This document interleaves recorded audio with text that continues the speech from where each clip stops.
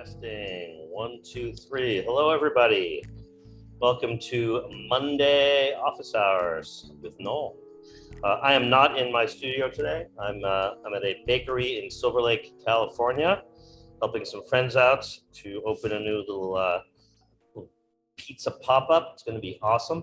I'm on the corner of Parkman, which turns into Silver Lake Boulevard and Sunset. So pretty awesome here.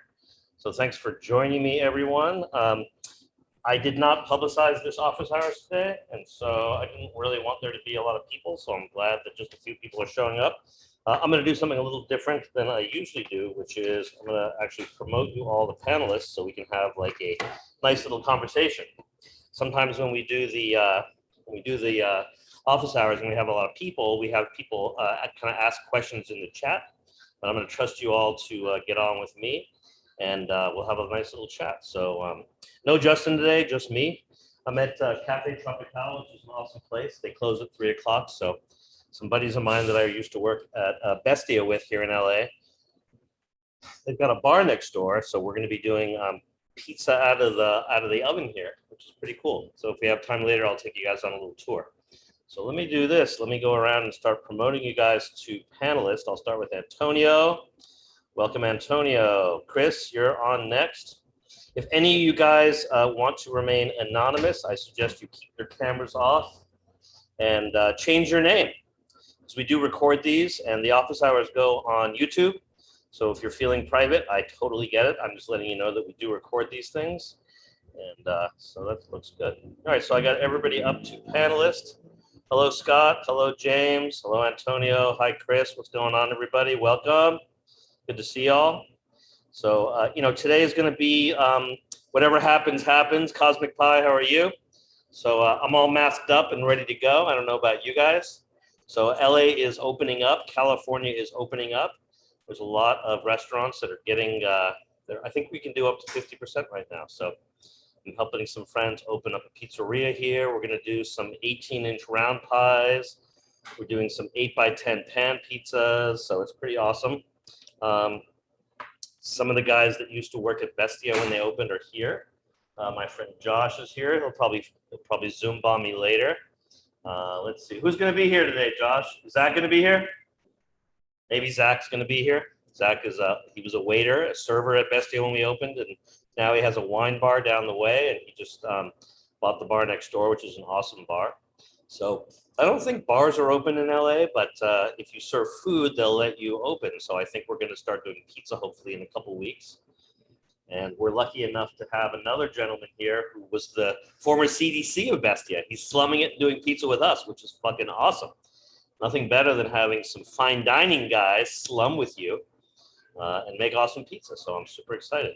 So welcome you all. Hope you're all doing well and staying safe and enjoying what's left of our lives. Hopefully, the world is making some progress and we're going to start getting back to normal, whatever that means. So does anybody want to start off? Is anybody here that actually has any questions, or should we just chit chat? Anybody have some specific questions? Anybody? Yeah. Cosmic Pie, what's going on? We feel like unmuting and we can talk a little bit. Yeah, can you hear me? Loud and clear. How are you, sir? Good. How about you? I'm pretty good. I'm not used to these masked up, so I hope you guys can hear me. Cosmic Pie, you look like your photo might be a little frozen. Maybe your face is frozen. I can't tell. No, I can hear you. I can hear you fine. What's happening? I think I may have some internet instability. You might. Maybe you want to turn off your video if it gets bad. Okay. Whatever you want. I'm down. Does that help? Can you hear me now? I hear you loud and clear. Well, I thanks for taking some time to chat, Noel. I had emailed you earlier in the week about the issue of having like the ballooning of the pizza in the middle, and then when you go to turn it, it rips. And I'm just wondering if that's like a fermentation issue. Is it a balling technique? Could it be all of the above? All right. So the first thing that it makes me think, you don't have any of those pictures, do you? I could probably. Yeah. So guys, Here's what he sent me. He sent me a picture of a pizza in an oven, and the very center of it was rising up like this, like the size of a softball, pretty big. So here's my first guess. Sometimes when I'm stretching pizzas and part of it is stretched thinner than the other part, that thin part may start to rise in the oven. So is it possible that you're not getting as even a stretch as you should when you're making your pizza? Could it be thinner in the middle? Yeah, I mean, it might be. I mean, I just do the like kind of the slapping technique. You know, I don't know if that's more prone to spreading it, you know, thinner in the middle or not. I mean, it doesn't happen to all of them. I mean, it's like 25% of them, but I mean, that's still a lot that you know, in a super high paced situation where you have to like babysit the pizzas. And so, you know, I like to. You don't want to do that. You definitely don't want to do that. All right, so that would be my first guess. Let's talk about your recipe real quick. Can you tell me a little bit about your hydration, what kind of flour you're using, all that stuff? Yeah, I do like a 66% hydration, Neapolitan. I do central milling, double O flour mixed with about 10% fine whole wheat. So, and then it's the fermentation is like a 24-hour bulk, cold bulk fermentation, and then it's like usually an overnight shaped fermentation. Okay, so let's stop right there. At room temperature. Let's stop right there real quick because there's a lot going on. So a couple of things that I'm thinking about. Sometimes when dough bubbles in the middle, it's really not because of your technique, but maybe the dough is just too strong, right? And so the first thing, and I saw this in your email, I believe. Sorry, my memory is not as good as it was even last week. You're doing an overnight bulk, and that is not typical for Neapolitan pizza. Neapolitan pizza traditionally doesn't even have a bulk, and then maybe they do an hour of bulk fermentation, but overnight, number one, is making your dough probably way too strong. So I would try to eliminate that and actually ball the same day and see if that doesn't take care of your problem. That would be another one. Also, let's talk about that central milling flour. Central milling has two 00 type flours. One of them is the Tony G version, and one of them is their own. You know which one you have? I mean, I've tried both. I felt that the Tony G was a little bit too strong. Yeah, it's very strong. When I went to stretch it out, it would kind of shrink back in on itself, and so I switched to just their the normal, the 00 normal, and it's been better. And what do they say the protein is on that? You know? It's 11%, I believe. So they actually have two. There's another one that's like 12.5, I think. Yeah. Mine's with the lower. There you go. All right, so here's the thing about 00 flour. When you get like a Caputo 00, if you look at the blue, it's going to be about 12.5% protein, plus or minus 0.5%. And I think if you get the 00 red from Caputo, it's like 12.75 plus or minus 0.5%. But the thing about it is that to me, it's equivalent to like an American bread flour that's probably a whole point lower. So it sounds like you're in the right range for protein, but the way that American flour performs compared to the blend that Caputo uses performs, I still think it's pretty strong. So another thing you might want to do is maybe up the percentage of hydration to maybe 66, 67, and see if that doesn't help a little bit. The last thing I would say is that the Neapolitans are super gentle when they ball their Neapolitan dough, much less rigorous than myself and most Americans I know who just kill that dough. So I'm wondering, when you ball the dough, do you do it more like mozzarella, or do you do it more like the American way, where you kind of turn it on itself and then do a lot of that? I don't do the thing on the table. I turn it on itself, and then I kind of, I'm going to turn my video back on just, and then I get it up and I kind of put it against my heel, the heel of my the palms of my hands, and then yeah, to get that surface tension going. So I mean, it could be a lot of different things. Generally speaking, I would say, assuming your technique is good and it's not a matter of the dough being too thin in the middle, then somehow your dough is too strong. When you take it out of the refrigerator, how long do you let it sit before you make a pizza? I had a feeling you were going to ask me that, because I know that's my last question, really. Yeah, I mean, I'm sometimes constrained by my schedule, and sometimes I just don't have time to let it. I would like to let it sit out for at least an hour, but sometimes I don't have that time. Sometimes it's like a half hour, even like 20 minutes. So. Yeah, I mean, that happens to me when I use cold dough. It's pretty typical. So if I had to guess, that would be my first guess. You need more time when it comes out of the fridge. You know, I'm here with a bunch of guys from Bestia, and what was our hydration? Like between 65 and 70, right? Yeah. There we go. So we were between 65 and 70. But that dough, Josh, how long do you temper your dough before it comes out of the walk-in usually? 4 hours. Yeah, so Josh does 4 hours up in the mid 60s. And so I would say that time is pretty crucial. Right? And you're doing 100% double zero Caputo, right? Yeah. So, I mean, I would say that, yeah, it's going to be a cold dough and not enough time. That's my best answer. I have a feeling from talking to you that your technique is good. So I'm going to say it's not your technique. I'm going to say it's your time. More time, and that'll solve the problem. That's my best guess. Okay, cool. Great question, and thank you for coming. We could have gone back and forth on email, but honestly, 10 minutes verbally was long, and we may or may not have solved the problem. But at least I was able to give you 3 scenarios. I probably could have taken 2 hours by email, right? Where are you cooking pizza, by the way? Yeah, no, yeah, and I appreciate you studying at this Humble Sea Brewery on the west side of Santa Cruz. So. And what kind of oven are you using? 2 rock boxes. 2 rock boxes. Sweet. Yeah. Mm-hmm. And how long is your bake on those things? The west side of Santa Cruz gets a little bit windy, so it depends on how windy it is. My ovens can cool down quite a bit, and so that's another inconsistency that's I'm struggling with. But sometimes the ovens are running at like 600. Sometimes they're at like 900. So it just depends on how hot the ovens are. Yeah. Do you find that you have that issue more when the oven's hot? I think that you could do with that too.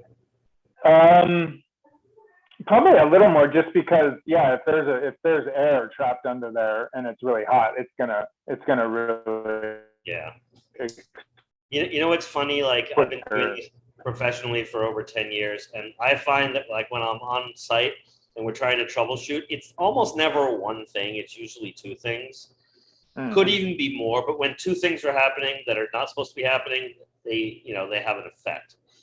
Yeah. It could be one thing. It could be dough that's too cold. It could be just that simple, but maybe it's a combination of a really hot oven and too cold dough. It could be something like that. Yeah. Exacerbating the situation.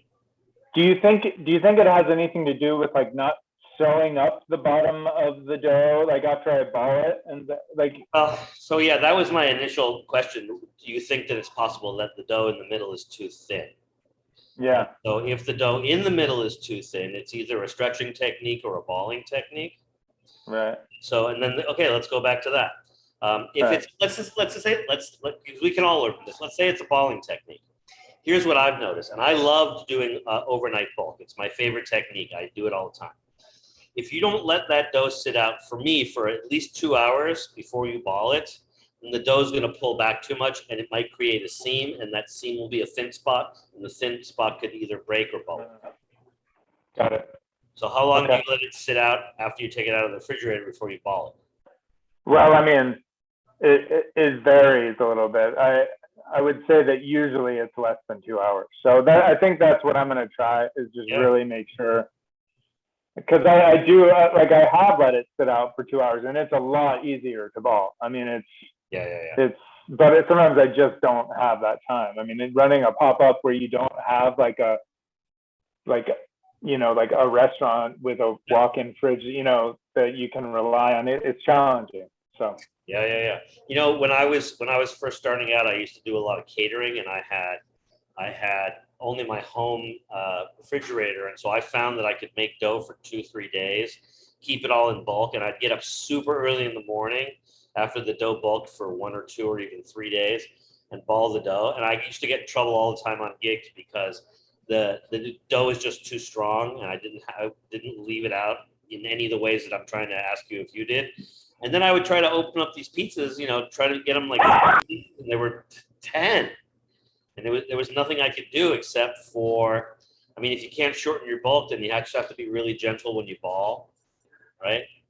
yeah. Or I used to have to sometimes get up at 2:30 in the morning, and I would let the dough sit out for 2-3 hours, go back to sleep, and then if I balled it, it was really nice. That's intense. Okay. I mean, the thing about Neapolitan pizza is that it's not supposed to be too strong. It's actually supposed to be weak. Yeah.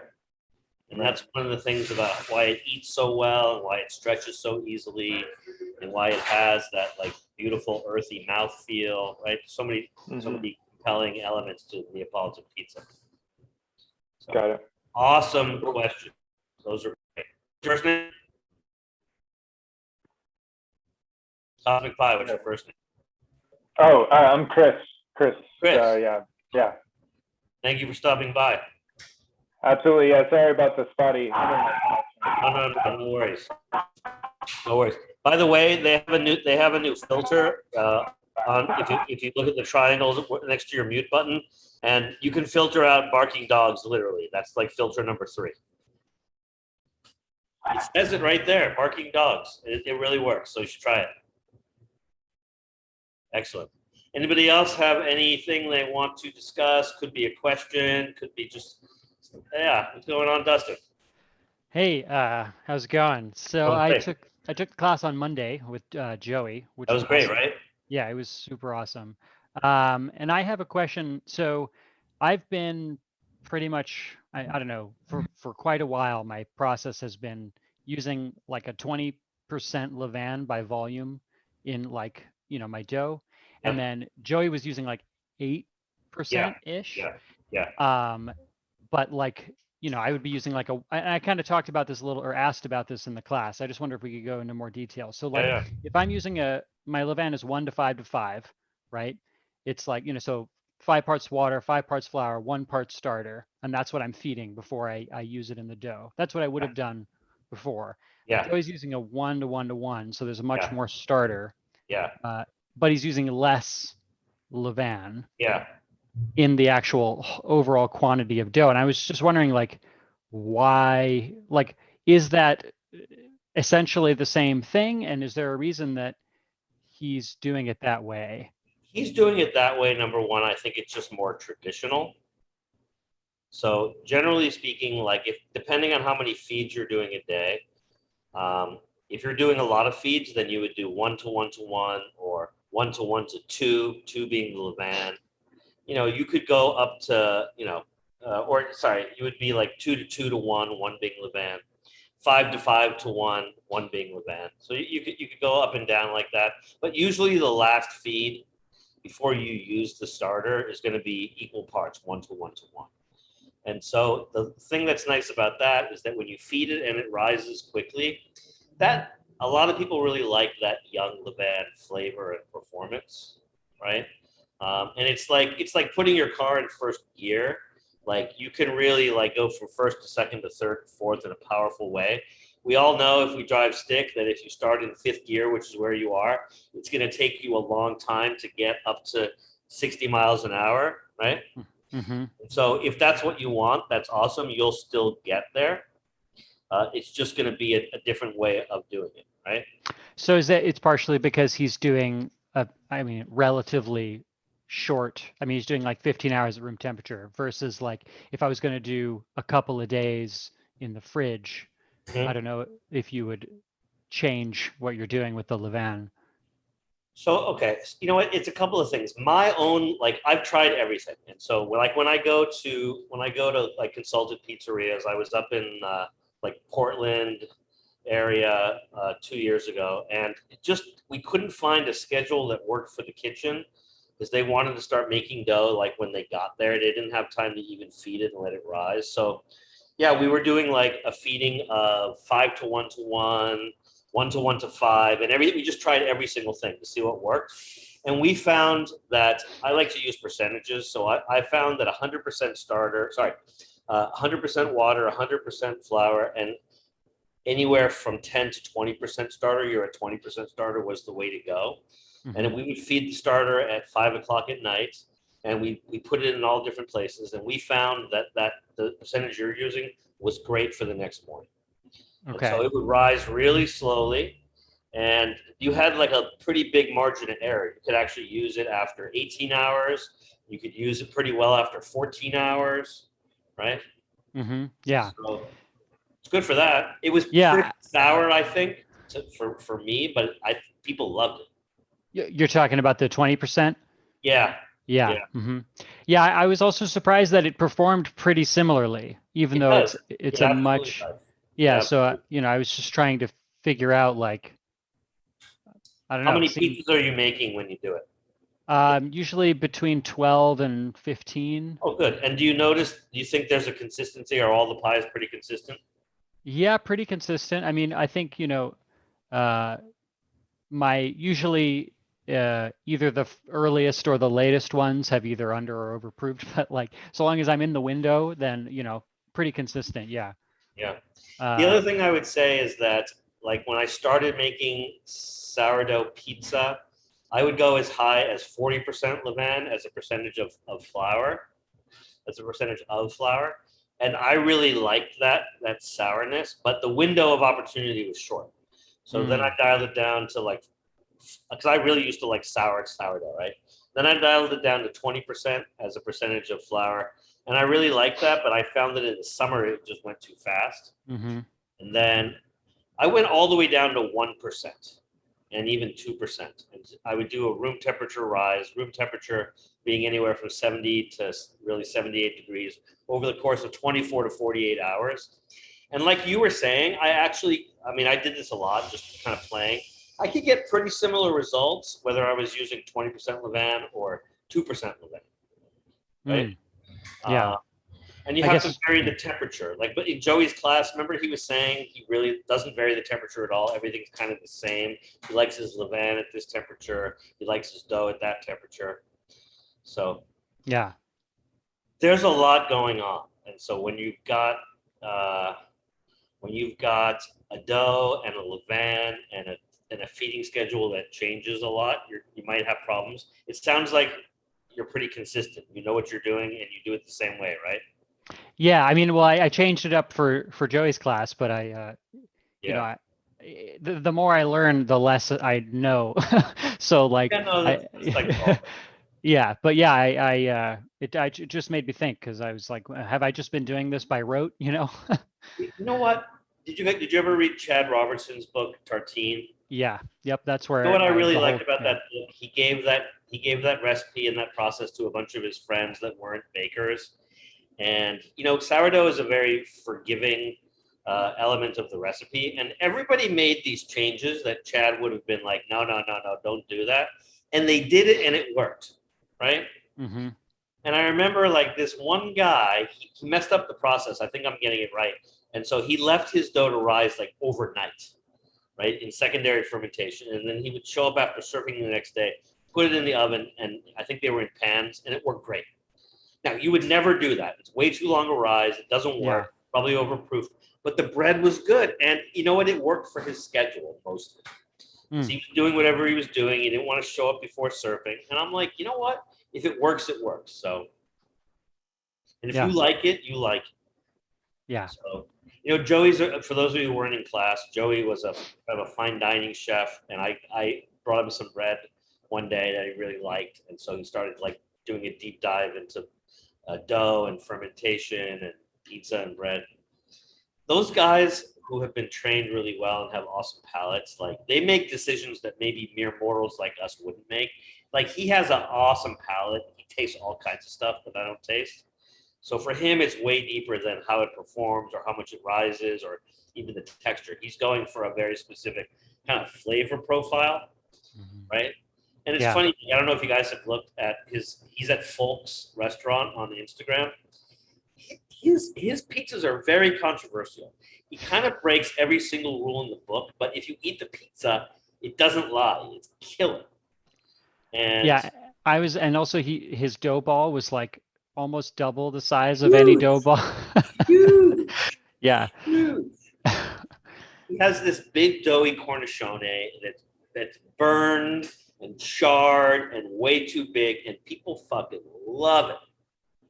You know how like most pizzerias you go and there's like usually, especially if there's kids, there's like a bunch of dough piled up on a crust piled up on a plate. Not at Joey's. Not at Joey's. They actually eat the crust, which is very unusual. So he's doing something really, really well there. Also, like, I don't know how well you guys know LA, but he's in Costa Mesa and it's not really known for its food. And so he's really had to train people about sourdough and natural wines and not so much craft beer because we have a pretty good tradition for that in Southern California. But he's really had to train people, like tell them what they're eating and why it's special. But generally speaking, I would say his pizza really speaks for itself. You know, it's like complex, but it's balanced. It's burned by some people's standards, but it tastes really good, you know? And he's not doing anything fancy. He's using King Arthur flour, right? Sir Galahad and some Sir Lancelot and a little bit of 00 on the table, which he really likes. So he's got that dialed in. Not very expensive. He has a Marsal oven, right? Which is like a really good oven, but not like super expensive. He runs it at between 625 and 650, which is not hot by Neapolitan standards, but pretty nice by New York standards. And also, here's something he does. He figured out a way so that he can make like 180 pizzas in like 6 hours, right? And whatever's left over, he throws away. He doesn't want to use it like most people. If I have any left over, I'm throwing it away. If I run out, I run out. And it's like, it's great pizza. He's doing what he wants to do. So that's why I like to have him on. He's not even a natural teacher. He's like a really shy guy. Now he's kind of coming out of his shell. His second Zoom was even better than his first. So I thought he did great. Don't you think? Oh yeah. Yeah, his wife was shocked because he's kind of a shy guy. Yeah. Social anxiety, all that good stuff. So yeah, awesome class. Awesome. Yeah, class. absolutely. Those are yeah. good. So thank you. You know what? There's do you ever go on pizzamaking.com? Oh yeah. Yeah. You know, there's a lot of people and there's a lot of charts floating around out there. You know, a lot of people say you have to do it this way or you have to do it that way, but I think you're right. I think that the results of a dough of a levain that ferments for 18 hours or 16 hours compared to a 3 hour, yeah, they're different on paper, but depending on your temperature, depending on your flour, depending on how you ferment your dough, it could even be the environment. Where are you? I'm in LA or in the Valley. You're in LA. Mm-hmm. Yeah, like LA is a really weird place to ferment dough. I mean, like in certain seasons we have like chaparral in the hills, right? But like generally it's a wasteland. It used to be the bottom of the ocean and now it's like a desert. Like I don't think fermentation happens very naturally here. Yeah, and also it also gets really hot. I'm in the Valley. Like last summer it was 121 degrees for a few days and it was just like the Valley is weird. Like I grew up there. I don't think it's a good place to ferment. So I don't mean good bad. Like you can obviously ferment anywhere you want. But I think like my friend Josh was just in Florida and I think there's a lot more going on in the Everglades than there is going on, in the San Fernando Valley. So probably you're benefiting from a lack of activity. Mm-hmm. And so probably if you tried that in a place where maybe your dough was more active, you wouldn't get away with it, but you're getting Yeah, that makes sense. So people always ask me about fermenting in high altitudes, right? Like in Colorado, 20,000 feet above sea level, or whatever it is. So I don't have any experience doing that, so I don't ever give any advice. But I got invited to go to Switzerland to teach like a master class in Europe, and I'm looking forward to it because I'm sure I'm going to find that it's radically different than baking. I mean, I'm literally 5 feet above sea level in Santa Monica. So I think there's going to be a radical difference, but I don't know about it yet. So at least we're both in LA, so we probably have similar environments. Yeah. I'm by the ocean. I don't know if the ocean's a good place to ferment either. I don't know what's going on here. It's very wet. It's very humid. Yeah, I'm much less humid here. There you go. All right, excellent question. Thanks, Dustin. Thank you. Thanks for showing up. Anybody else feel like talking about anything? Yes, sir. Scott, how are you? Hey, good. Thanks. Yeah, I just had hopefully actually should be a fairly short question or require a short answer. So I took your intermediate VOD late last week, and yeah, it was actually great. Like putting together temperature with everything else from the first class was super helpful. And I've been looking around, like I bought the Tony G book, the Kindle book a while ago, and it's okay, but I noticed that like none of his recipes have final dough temperature. And I was wondering for Sicilian style pizzas, I haven't found any online that do indicate a final dough temperature, but it seems like they use warmer water. Is there, I guess number one, is there a correlation with that where you would want a higher final temperature if there's higher hydration? And then if I wanted to make a grandma pizza, is there like a general range I should be shooting for? That's a really good question. So, all right, so here's what I think, and this is based on my experience with both bread and pizza.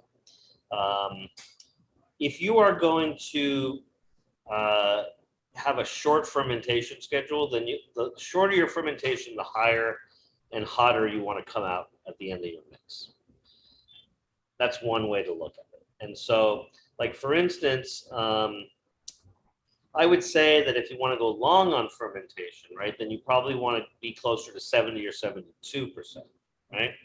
But then it also depends. I noticed that a lot of pan pizzas or a lot of focaccia styles generally have warmer desired dough temperatures. And I think that's just really a matter of tradition.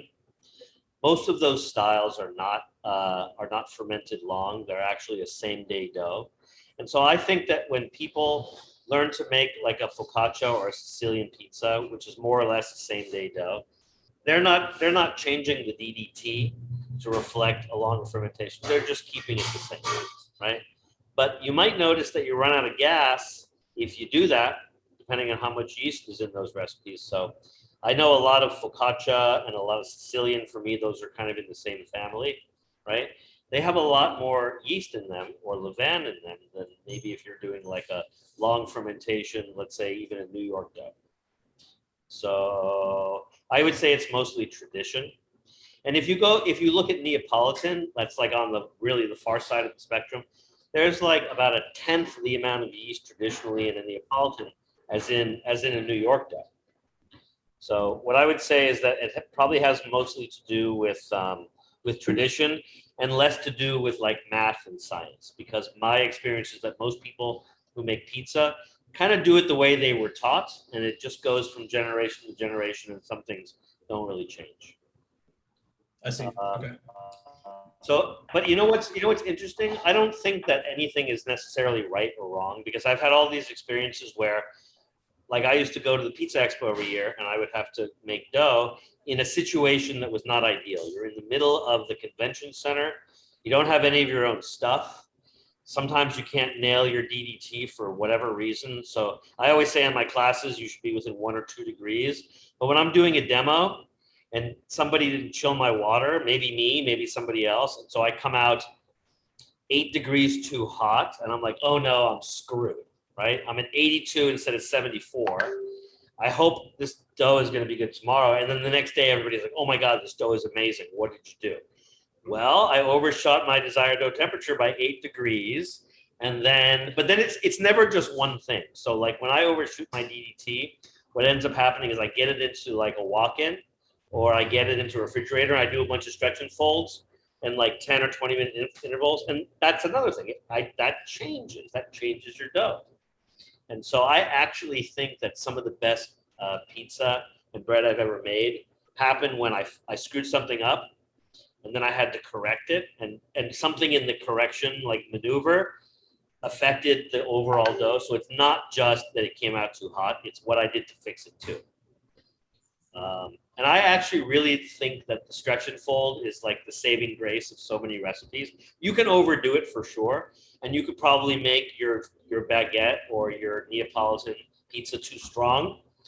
But like that particular recipe that I was referring to, that was a recipe that I used to do at the Pizza Expo, and I would go as high as 110% hydration.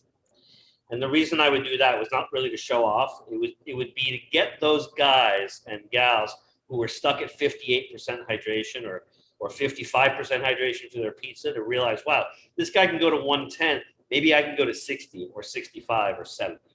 That's why I did it.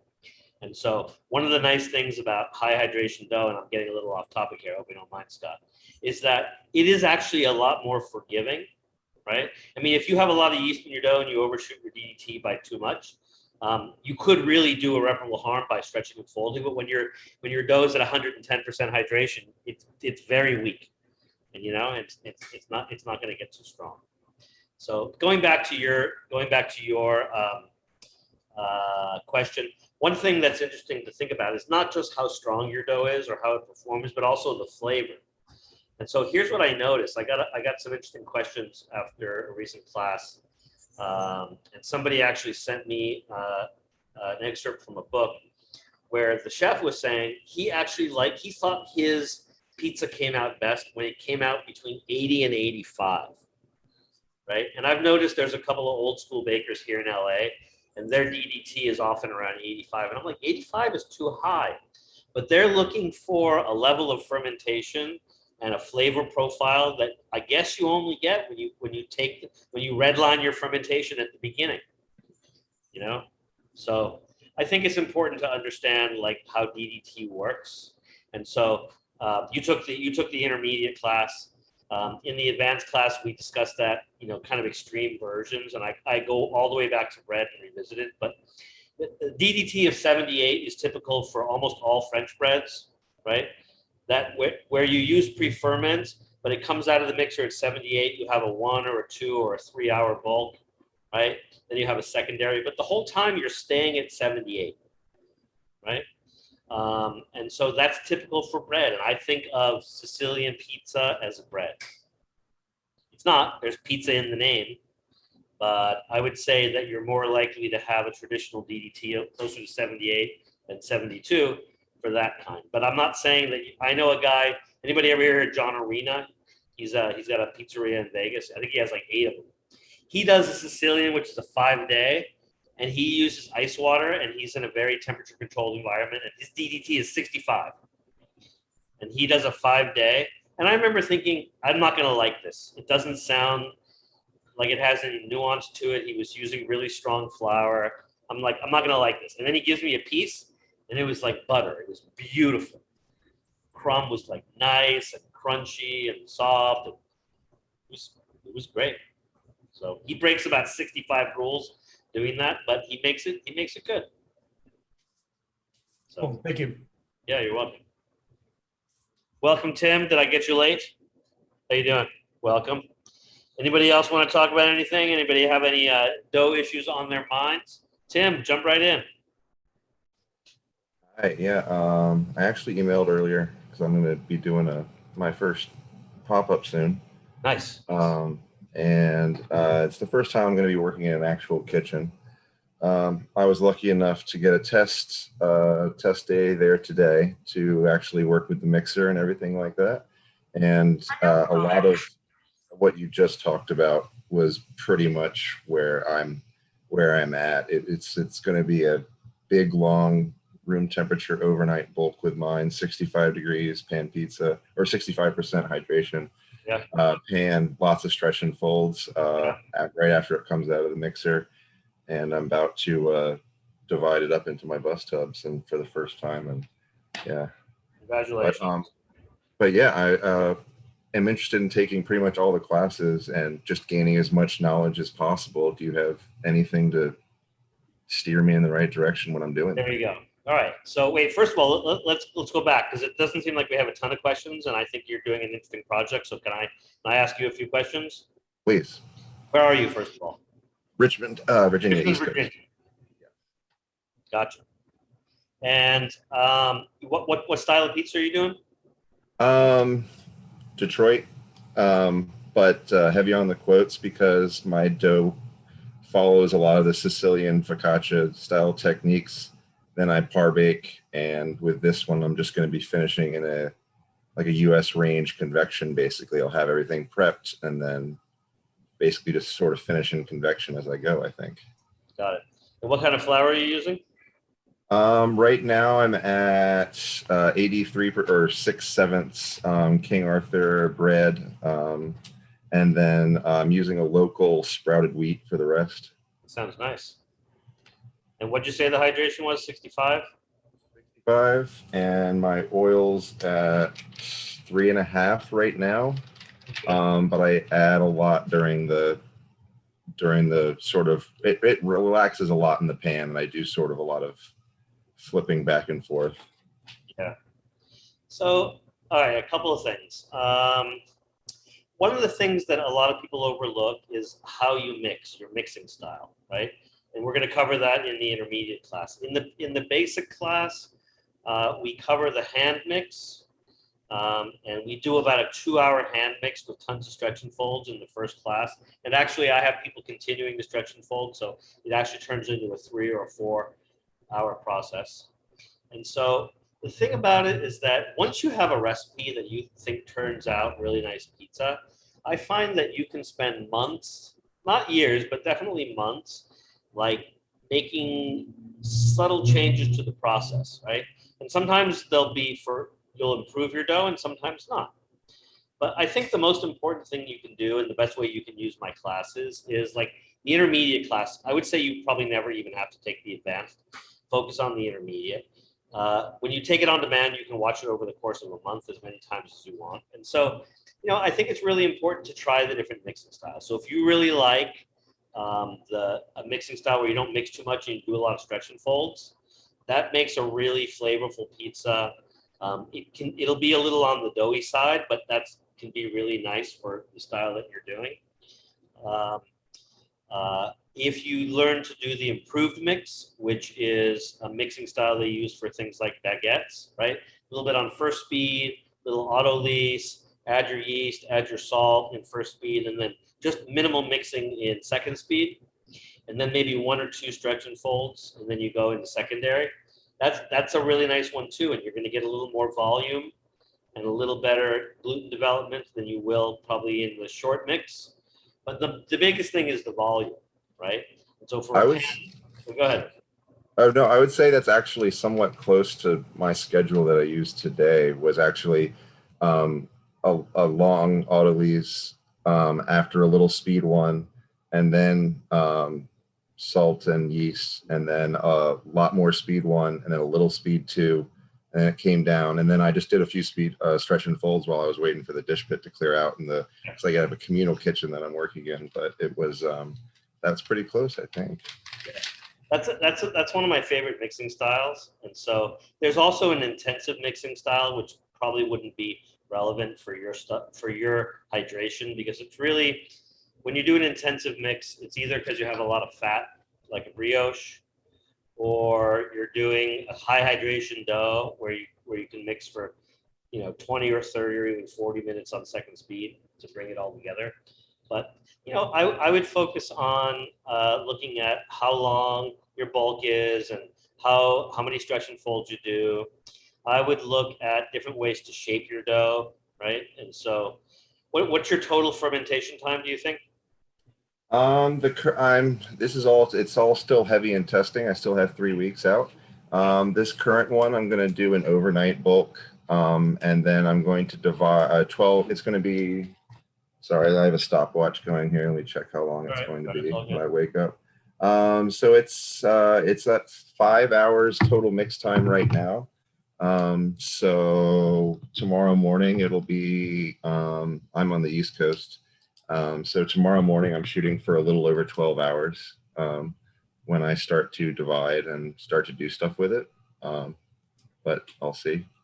So here's one thing that I think is great. I love the room temperature bowl. I think it's really beautiful because it allows your dough to get character and structure. And sometimes the refrigeration gives it like too much strength and kind of changes the the the level of pH, and not in a good way. So if you can get away with doing it this way, right? Nice long bulk at room temperature, you're going to have a really beautiful product. What do you do in terms of shaping when you're doing your Detroit in air quotes? So with this, before it goes into a pan, I for this one I basically just did my own. I have a KitchenAid, and that's how I've been doing it for forever. So I bring in my my dough, which was kind of going there, and I split it up into. I lay it down on a wet surface, wet wood surface, get it as a damp wood surface, and sort of get it as square as I can. Keep them as square as I can, or as rectangular as close to the shape as I can get it. And then before it goes into the olive oil pan, I'm trying to sort of use gravity to kind of just get it out. And then I'll put it in and give it a very gentle stretch towards the sides. Yeah. And then give it a flip to kind of gently oil the top. Yeah. Then I cover it. Today I let it sit for 15 minutes. And then I did this pretty much the same thing. Flip, let gravity do its thing. And then I do the sort of finger presses and try to get it nice and even with the crust on the outside. And it 45, I think my rest of the proof was a little over an hour before it went in. So, but it came out great. That's awesome. You know, one thing that people have problems with a really long bulk, like I was saying before, is the dough gets too strong. So you got to be really careful that you don't shape it too strenuously, because, you know, one thing about Detroit is that I really feel like the corners have to reach the corners. And so if you don't shape it right, or you're too vigorous, or you don't have enough fermentation time after you ball it, you're going to have this pizza that pulls back, and it's not going to be that shape you're looking for. You're not going to get those crispy corners, you know. I've actually been happy with how the corner is actually staying in the dough throughout the proof. Yeah. In the last couple times I've done it, which I'm very happy with. So it's good to know that I'm looking for the right things. Yeah, because that helps the cheese wall. Yeah, no, it's beautiful. Let's see here. Oh, what kind of pans are you using? Are you using Detroit pans? Lloyd pans. Lloyd pans. I'm going to be ordering a bunch of them. Are you using the 8x10 or the? I'm using an 8x10 Detroit. Gotcha. Now, how much dough do you put in your 8x10s? Currently at 280. 280. Okay, that's a nice amount. And so, how thick would you say your Detroit is? Is it like a half thick? It rises to the point where I'm almost cutting it back a little more, right. Which is what I'm happy with, because when I tell my friends who do similar styles, their dough balls are often heavier, way bigger. Yeah. Well, you know what? I think also that nice gentle fermentation that you're doing allows the dough to like just naturally kind of expand. And you know, a lot of people, they're using flour that's too strong. They're not using enough hydration. They're overdoing it on the mix. They're overdoing it on the gluten development. So they have to put more dough in the pan to get it to hit the corners. So it sounds like you're doing everything right. The whole less is more thing. Thank you. I really just want to, like I said, I think I said in the email, I just want to gather as much fermentation knowledge as I possibly can before I start doing the scaling up, you know? Yeah. You know, it's funny, like, I feel like most people never need to take the advanced class. You know, if you wanted to get into pre-ferments, what kind of yeast are you using? Just SAF red. So that's the instant dry yeast? Yeah, just instant dry yeast. And will you share what percentage of yeast you're using as a percentage of flour? Oh yeah, it's 0.2 for the overnight, but I want to reduce it and go longer. Yeah, I mean, one nice thing that you could do, if you ever wanted to get into it, want to maybe improve your flavor profile, is use a little bit of levain.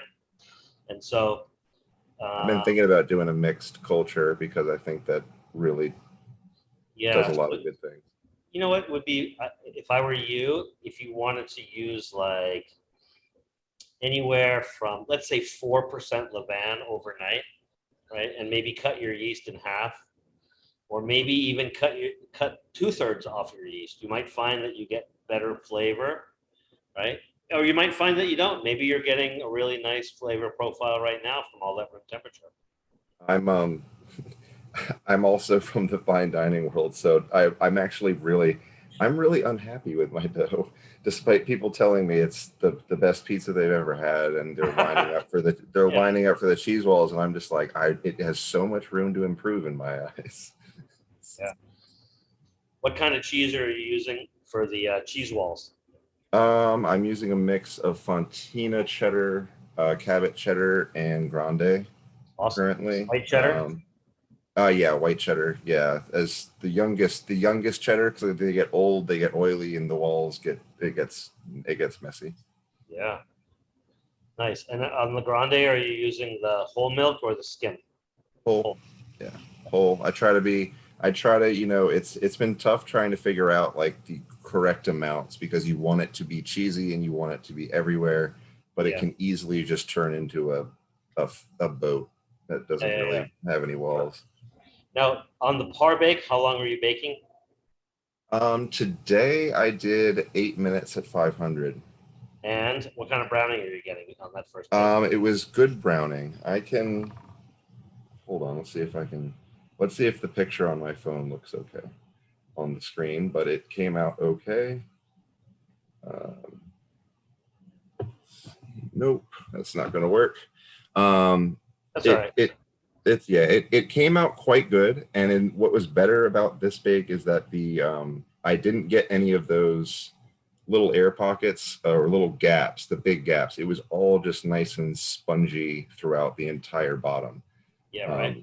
And I was very happy with that. You know what's funny? I think spongy is a really good word for this kind of pizza. A lot of people are like, no, I want those big holes that you get. I'm like, I don't think that's very Detroit. I think the spongy thing is really Detroit. You need something to soak up all the sauce and everything, but it still needs to be soft and chewy, and you need to be able to eat more than one slice. Yeah, sounds good.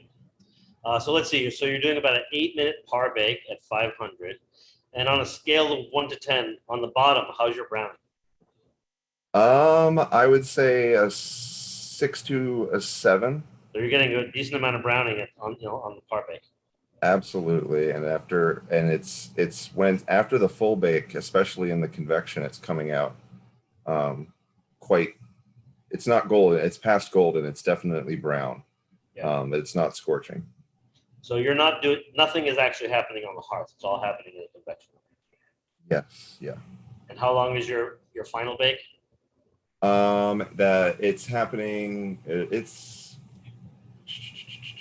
This time it was, hold on. I have mine.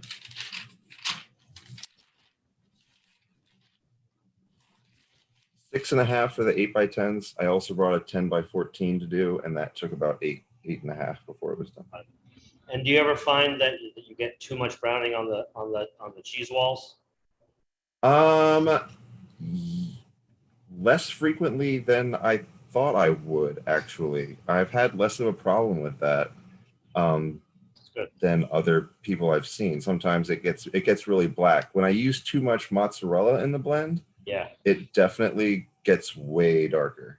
But if I'm using equal parts Fontina cheddar and mozzarella, and it's coming out very golden. Doing everything right. You might not need my classes.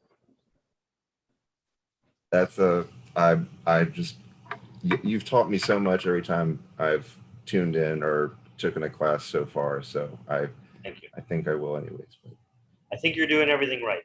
There's no red flags yet and no yellow flags. So it sounds like your approach is good. It sounds like your fermentation is gentle. You're giving it lots of time. So all of these are good things. I'm glad to hear all of that. Good. All right, so Tim, thank you for joining us. I've enjoyed hearing about what you're doing. Please keep in touch. I wish that I could answer all the questions post class by email, but I just get too many, so I invite people, and some people come and some people don't. But it's awesome, and I like give people the opportunity. I used to do the class office hours every week, but I've gotten super busy now, so I've got a lot of consulting going on, and so I can't be around as much as I wanted to. So we'll probably do this every 2 weeks. I apologize. 2 weeks from today, I'm trying to think. I think I'm going to be out of town. It's going to be my first vacation. No, it's not. That's the week after. I can't remember why, but I don't think there's going to be a class 2 weeks from today. Oh, I know why. It's because I'm doing 2 online events on 4/20 and 4/23. This is going to be the night before. We're going to be doing pre-production for a big event on 4/20. So that's the reason. So probably be a month till we do our next one. So guys, we got 2-3 more minutes. Anybody else have any last minute? James, step right up. Hey, can you hear me? Oh yeah, how are you? Pretty good. Yourself?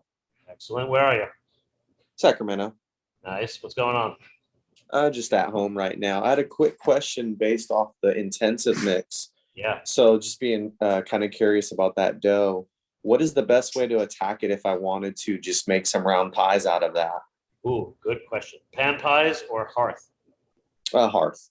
Ah, how high the hydration? Well, I know you were saying, because I watched the video on demand for that, and I know you were saying, I don't know if you said you could go any lower in that mixing style. Yeah. Um, Depending on your flour, you definitely can. If you use like a weak Italian flour, you can go down to the probably even the low 70s. But for strong American flour, 80, 85 is kind of the minimum.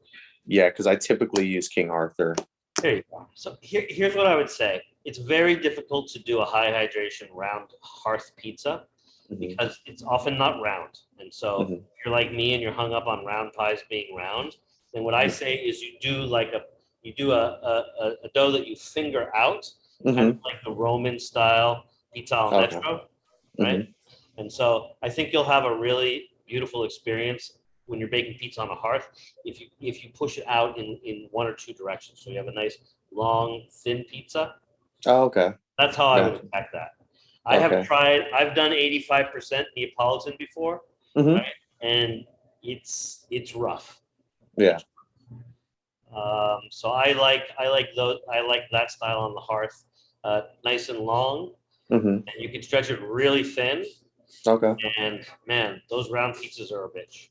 Nice. Yeah, because I did an 85% New York from Ken Forkish, his book, and that was pretty rough. But I let the dough sit out for about a little under an hour, and it was just like it was not going to be round. So what I did the next time I made it was straight from the fridge. Yeah. And that seemed to work a lot better. So here's a question for you. When you were doing that, were you using a dough box or were you using like a bin so that you could kind of turn it out and it would just Yeah, I used those round meal prep type ones. Yeah. And I just oiled them up, and then as soon as I took them out, I just flopped them upside down right onto the table. Beautiful. How's that Ken Forkish book? Do you like it? Yeah. It kind of helped me out because after I started taking your classes and I was reading that, a couple of his recipes, I was like, oh, okay, DDT, so that makes sense. Like all the, just shooting for those. But I really do like his book. I like that there is a lot of information in there. It seems like I haven't read that one yet, but I think I might put it on my list. Cool. Excellent. Yeah, the 85% round right on the hearth is really tough. Tends to get a little shaggy. One thing you can do with those doughs, like we talk about this a lot in classes where people say, what's the perfect temperature to stretch a dough? And what I would say is I usually like it in the mid 70s to low 80s. If you're talking about like, let's say a Neapolitan or a New York pizza, right?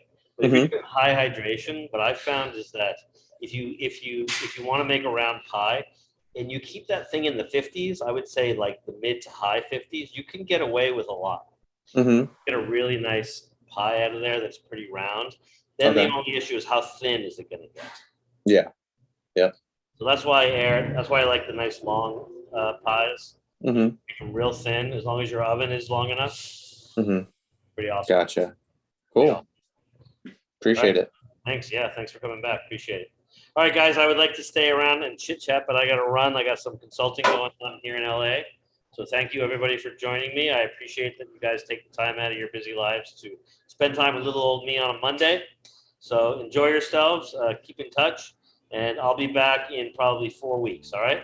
All right. Good night, everybody. Thanks, Noel. Thanks Thank again. you. Learned a lot. Thank you.